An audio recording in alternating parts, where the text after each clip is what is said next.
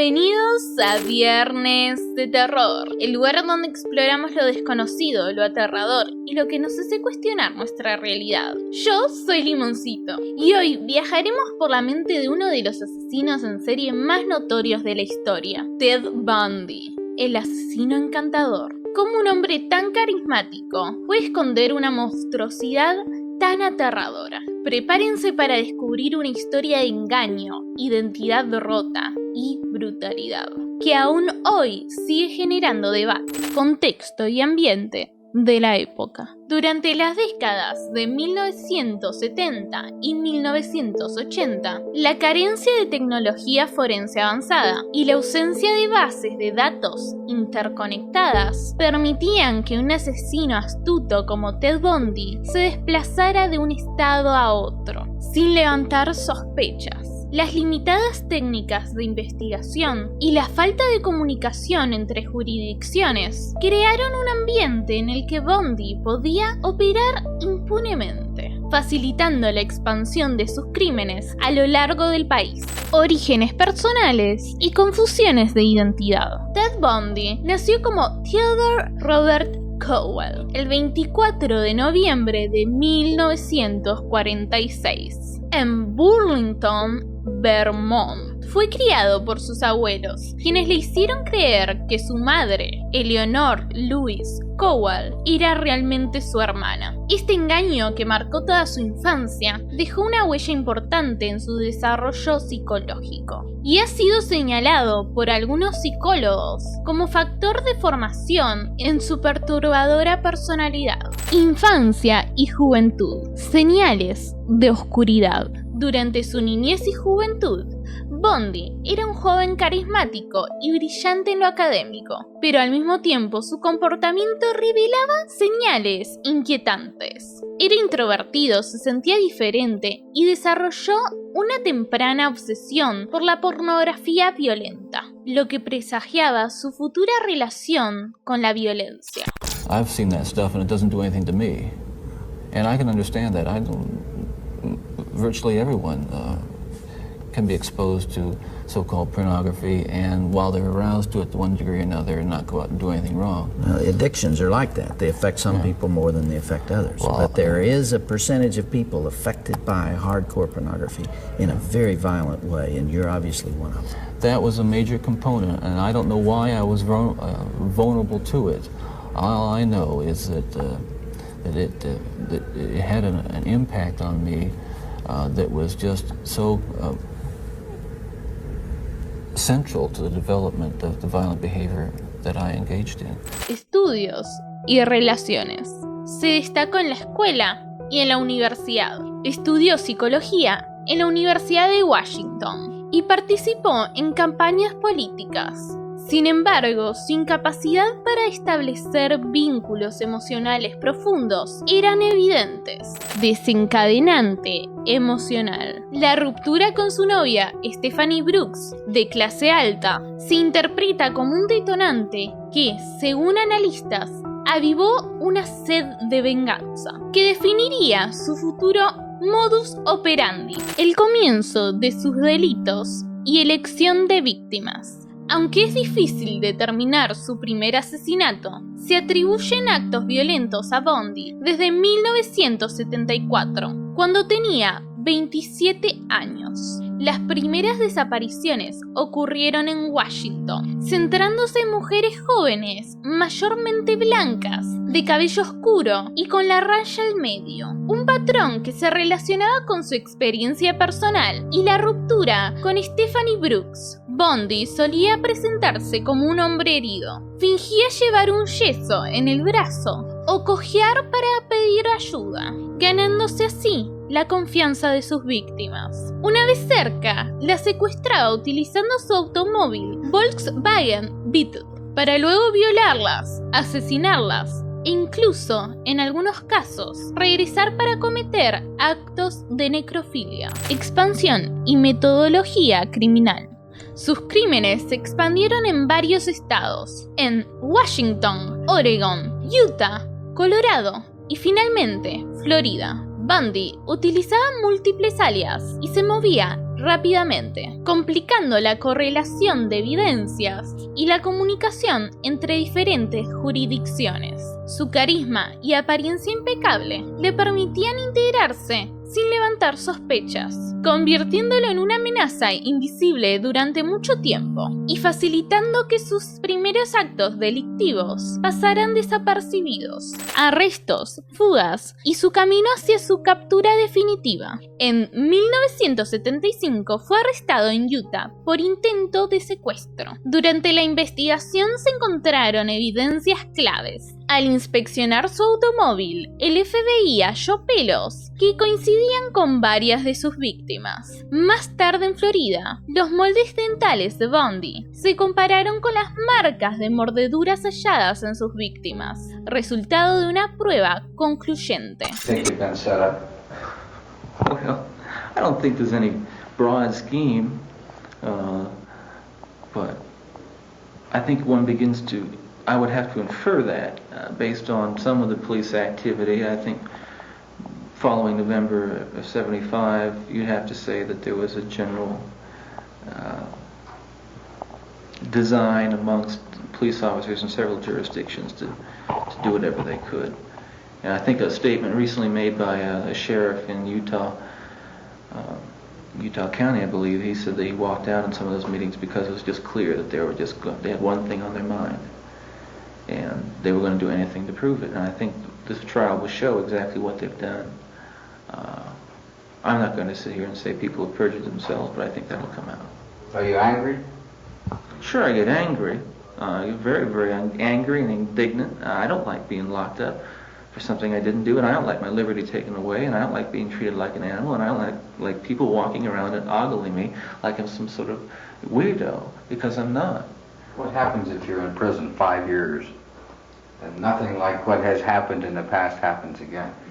What do you mean? I mean, any of the things that you have been accused of by innuendo, by rumor, by the police departments or whatever. What if there are no killings or no kidnappings? It's already happened, hasn't it? I've heard some reports. I number the incidents between 5 and 8, which are similar to the ones which the police have had the nerve to try to associate with me. It's going to continue to happen in Salt Lake and Utah until those police start to wise up and stop counting their chickens before they hatch. I think it's a terribly dangerous mentality to try to pin something on somebody who they believe there's a possibility it couldn't have done it. And as long as they believe that, they're not going to find the right man. And the man who kidnapped Carol DeRanch is going to continue to be free. And not only her, but every other young woman in the Salt Lake Valley is going to be threatened by that person or persons. And it's happening today, and it's going to happen in the future. A pesar de la evidencia, Bundy logró escapar de la custodia en 2 ocasiones. En 1977 aprovechó un hueco en el techo de su celda en Colorado para escapar, demostrando una habilidad extraordinaria para evadir la justicia, y tras su fuga se trasladó a Florida, donde sus crímenes alcanzaron niveles escalofriantes. En la residencia de la Hermandad Chi Omega, en la Universidad Estatal de Florida, Bundy cometió un ataque brutal en menos de 15 minutos, violando a varias mujeres y asesinando a 2 de ellas. Una semana más tarde, asesinó a Kimberly Leach, una niña de tan solo 12 años de edad, marcando el punto álgido de su carrera criminal. Juicio mediático y espectáculo en la corte. El juicio de Ted Bundy fue el primero en ser televisado a nivel nacional, convirtiéndose en un fenómeno mediático sin precedentes. Esta cobertura nunca antes vista sentó las bases del género True Crime, inspirando series, documentales y debates sobre la influencia de los medios en la percepción pública de los asesinos en serie. Bundy optó por representarse a sí mismo, mostrando un carisma inquietante y generando momentos surrealistas en la sala del tribunal. Su conducta fríamente calculada y despreocupada contrastaba radicalmente con la brutalidad de sus crímenes. La cobertura masiva del juicio lo convirtió en una leyenda oscura, simbolizando la dualidad entre el encanto y la maldad, y generando una peligrosa fascinación colectiva que normaliza la figura del criminal como espectáculo. La sentencia, la ejecución y el legado. Bundy fue condenado a muerte en 1980 en Florida, pasando casi 10 años en el corredor de la muerte. Durante ese tiempo, concedió numerosas entrevistas y confesó más de 30 asesinatos, aunque se cree que el número real era mayor. El 24 de enero de 1989, a las 7:16 am, Ted Bundy fue ejecutado mediante la silla eléctrica en la prisión estatal de Florida. Su ejecución fue vista como el fin de un capítulo oscuro en la historia criminal. El exterior de la prisión se llenó de celebraciones y pancartas con mensajes como "Roast in Hell, Ted". Afterwards, a celebration. So ended the life of one of the nation's most Legado en la cultura popular. El caso de Bundy ha inspirado películas, documentales y series. Producciones como Conversations with a Killer, The Ted Bundy Tapes y películas protagonizadas por actores como Zac Efron que han mantenido vigente su leyenda, convirtiéndolo en el epítome del psicópata narcisista. Curiosidades y teorías perturbadoras. Además de las víctimas confirmadas, muchas teorías sostienen que Bundy pudo haber matado a más de 100 personas, lo que incrementa el terror de su ola criminal. Además, se han esparcido relatos sobre Bundy guardando partes del cuerpo, fotografías íntimas y objetos personales de sus víctimas, en una retorcida forma de revivir sus crímenes, evidenciando una perversidad aún mayor. Bundy era considerado el arquetipo del asesino en serie carismático, un hombre atractivo, inteligente y capaz de manipular a su alrededor con una fachada impecable, mientras escondía en su interior una brutalidad inhumana. Psicología de un monstruo, lo que ocultaba la mente de Bundy. Este fue un caso emblemático en el estudio de la psicopatía. Muchos expertos de la salud mental identificaron rasgos de trastorno antisocial, falta de empatía, manipulación extrema y carisma superficial. Bundy, que estudió psicología, utilizó sus conocimientos para manipular y convencer a sus víctimas, incluso de presentar una imagen pública impecable. Algunos psiquiatras sugieren que posibles daños en el lóbulo frontal podrían haber potenciado su falta de inhibiciones y su capacidad para actuar sin remordimiento.